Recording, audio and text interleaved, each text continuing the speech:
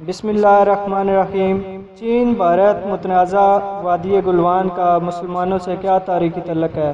وادی گلوان کس مسلمان کشمیری سیاح اور کوہ پیما نے دریافت کی، اور کیا گلوان قبیلہ ڈاکو تھا؟ اب انڈین میڈیا امین گلوان کو ہیرو بنا کر کیوں پیش کر رہا ہے؟ وادی گلوان پر چین کا قبضہ بھارت نے تسلیم کر لیا ہے۔ یہ وادی پاکستان، بھارت اور چین کے لیے کتنی اہم ہے؟ پیٹرولنگ پوسٹ PP-14 اور دولت bag Oldi DBO road Pakistan اور چائنا کے لیے خطرناک کیوں؟ 14,000 فٹ بلندی پر واقع یہ سڑک انڈیا کیوں تعمیر کر رہا ہے، اور کیا مستقبل میں بھارت گلگت بلتستان اور اکسائی چین پر حملہ کر سکتا ہے؟ میں ہوں نعیم ارشاد اور آپ دیکھ رہے ہو میرا YouTube چینل بوسال TV۔ چین بھارت سرحدی علاقے میں واقع متنازع خطے لداخ کی وادی گلوان آج کل مسلسل شہ سرخیوں میں ہے۔ چین اور بھارت دونوں ہی اس وادی پر اپنا اپنا دعویٰ جتا رہے ہیں۔ حالیہ خون ریز جھڑپوں کے بعد یہ علاقہ عالمی میڈیا کی نظروں میں بھی اہمیت اختیار کر گیا ہے۔ چین اور بھارت کا وادی گلوان پر دعویٰ اپنی جگہ، لیکن اس وادی کا پہلا تعلق مسلمانوں سے ہے۔ جی ہاں، آپ نے ٹھیک سنا، اس وادی کا پہلا تعلق مسلمانوں سے ہے۔ غلام رسول گلوان ہی وہ پہلا مسلمان کشمیری سیاح تھا جس نے دور انداز اور دشوار گزار علاقے میں واقع یہ وادی پہلی بار 1899 میں دریافت کی تھی۔ یہی وجہ ہے کہ اس وادی کا نام گلوان وادی اور اس دریا کا نام دریائے گلوان رکھا گیا۔ غلام رسول گلوان قبیلہ گلوان میں پیدا ہوا۔ گلوان قبیلے کی وجہ شہرت گھوڑ سواری کے حوالے سے مشہور تھی، لیکن وہ بدنام رازنی اور لوٹ مار کی وارداتوں کی وجہ سے تھے۔ گلوان قبیلہ کشمیر اور اس کے مضافات میں آباد تھا۔ لوکل زبان میں گلوان کا لفظی معنی ڈاکو، جبکہ عمومی طور پر گلوان نوجوان لڑکے کو کہتے ہیں۔ ڈوگرا راج کے دوران مشکل وقت آنے پر اس قبیلے کے کچھ خاندان بلتستان اور کچھ سنگیانگ کے علاقے یارکند کی طرف ہجرت کر گئے تھے۔ قبیلہ گلوان میں 1878 میں غلام رسول گلوان پیدا ہوا اور 12 سال کی عمر میں ایک انگریز کیپٹن ینگ ہسبینڈ کا ذاتی پورٹر یعنی کلی بھرتی ہوا۔ غلام رسول گلوان نے لداخ کے علاقے لیا سے یارکند براستہ شمشال ہنزا کا سفر کیا، اور ہنزا میں مختصر قیام کے بعد وہ ینگ ہسبینڈ کے ہمراہ چترال چلا گیا، اور پھر اسی راستے سے ہنزا، نگر، سکردو، ہوشے اور ترتک سے واپس لیا پہنچا۔ مختلف طریقے حوالوں سے پتہ چلتا ہے کہ 1899 میں غلام رسول گلوان ایک دن اپنی ٹیم سے الگ ہو گیا اور راستہ بھٹک گیا، اور پھر نئے علاقوں کی تلاش اور دریافت میں اس وادی تک پہنچا جسے آج گلوان وادی کے نام سے جانا جاتا ہے۔ 1917 میں حکومت کشمیر نے غلام رسول گلوان کو ہیڈ ٹھیکیدار بنا دیا، جس کے ذمہ سارے لداخ کو راشن سپلائی کرنا تھا۔ غلام رسول گلوان نے اپنی سیاحت اور کوہ پیمائی کے دوران انگریزی اور چینی زبان کی شد بات بھی حاصل کر لی تھی، اور اپنی زندگی کے مختلف واقعات کے بارے میں ٹوٹی پھوٹی انگریزی میں ایک کتاب سرونٹ آف سابز بھی لکھی۔ سرونٹ آف سابز یعنی سابوں کا نوکر، گو کہ ٹوٹی پھوٹی انگریزی میں لکھی گئی ہے، لیکن اس کو تاریخی اہمیت حاصل ہے، اور یہ اپنی نوعیت کی وہ واحد کتاب ہے جو آج بھی کیمبرج یونیورسٹی میں موجود ہے۔ غلام رسول گلوان 1925 میں لیا کے مقام پر فوت ہوا، اور غلام رسول گلوان کا خاندان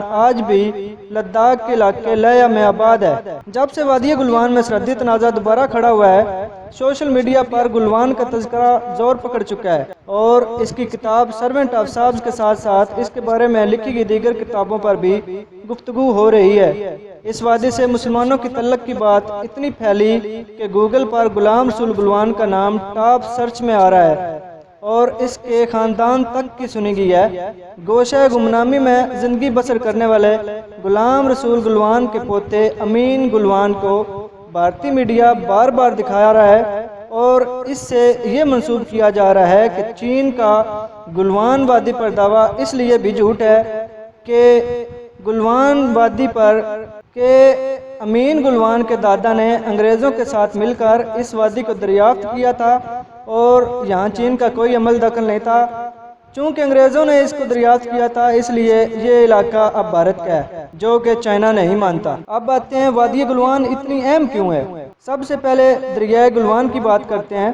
دریائے گلوان تیز بہاؤ کا 80 کلومیٹر طویل دریا ہے، جو چین میں اکسائے چین کے علاقے سے کراکرم کے پہاڑوں سے نکلتا ہوا بھارت کے مقبوضہ لداخ میں جا کر ایک معاون دریا شیوک میں ضم ہو جاتا ہے، اور شیوک وہ دریا ہے جو ہمارے بلدستان میں آ کر دریا سندھ کا حصہ بن جاتا ہے۔ گزشتہ 2 ماہ سے چین اور بھارت کے درمیان جن مقامات پر سرحدی کشیدگی چلی آ رہی ہے ان میں سے گلوان وادی سب سے اہم ہے۔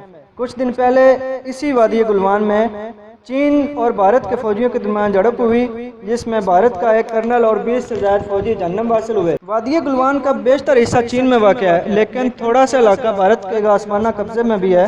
گلوان اور اس کے ارد گرد کا علاقہ سطح سمندر سے 13,500 سے 18,000 فٹ بلندی پر واقع ہے۔ یہاں آکسیجن کم اور سانس لینا انتہائی مشکل ہے۔ گرمی کے 4-5 مہینوں میں ہی اس علاقے کا موسم قابل برداشت ہوتا ہے اور ایک جگہ سے دوسری جگہ سفر کیا جا سکتا ہے۔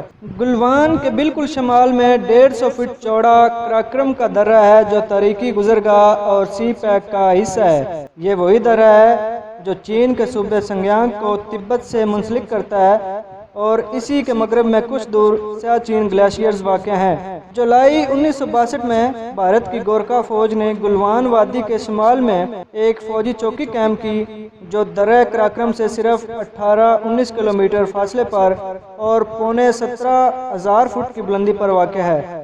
اسی چوکی کو دولت بیگ اولڈی یعنی DBO کہتے ہیں۔ اکتوبر اور نومبر 1962 میں چین اور بھارت کے درمیان لیا کے مختلف مقامات پر جنگ شروع ہو گئی، اور ان میں سے گلوان وادی بھی ایک تھی۔ چینی افواج کا پلہ بھاری رہا اور چین نے اس علاقے پر قبضہ کر لیا، جسے عارضی سرحد یا line of actual control LAC قرار دیا گیا۔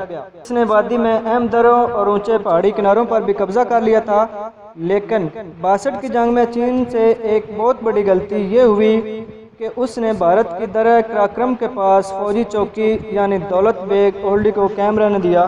اب بھارت اسی چوکی یعنی دولت بیگ اولڈی کو باقاعدہ ایک فوجی اڈہ بنا چکا ہے۔ اس نے وہاں ایک ایئر فیلڈ بھی قائم کر لیا ہے جس پر جنگی جہاز اتر سکتے۔ اسی مقام سے بھارت اکسائے چین اور بلدستان پر حملہ کر سکتا ہے، جسے وہ چین اور پاکستان کے بجائے اپنے حصے قرار دیتا آیا ہے۔ بھارت نے دریائے سیوک کے ساتھ مختلف پہاڑوں کو کاٹ کر اور برف سے جمے دریاؤں پر 35 پل بنا کر ایک بڑی شاہراہ بنائی ہے جو 14,000 فٹ کی بلندی پر واقع ہے۔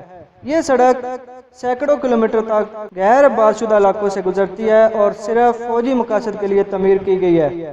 اس سڑک کے ذریعے بھارت دولت بیگ اولڈی کے فوجی اڈہ پر سارا سال سامان اور فوجی سپاہی اور ساز و سامان بھیج سکتا ہے، جبکہ پہلے وہ مخصوص ہوائی جہازوں اور ہیلی کاپٹروں کے ذریعے ہی یہ کام کر سکتا تھا۔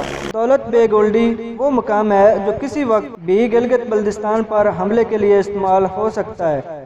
اب بھارت اس فوجی اڈے سے لے کر اکسائے چین سے متصل اپنی فوجی چوکی یعنی PP-14 پیٹرولنگ پوسٹ 14 تک ایک اور سڑک بنا رہا ہے، اور بھارت کی انہی سرگرمیوں سے تنگ آ کر چین نے اپنی فوجیں اتاری ہیں۔ بھارت کی ان سرگرمیوں سے یہاں ہے کہ وہ مستقبل میں چین کے ساتھ کسی بڑے فوجی معرکے کی تیاریاں کر رہا ہے۔ یہ بھی خدشہ ہے کہ امریکہ اور چین کی سرد جنگ بڑھ جائے تو بھارت اس علاقے میں اپنے اتحادی امریکہ کو یہ ایئر فیلڈ یعنی فوجی اڈہ استعمال کرنے کی اجازت دے دے۔ اسی وجہ سے چینی فوجیوں نے وادی گلوان پر قبضہ کر کے اپنی چوکیاں بنا لی ہیں، جو اس سے قبل نو مینڈ لینڈ کے طور پر چھوڑا ہوا تھا۔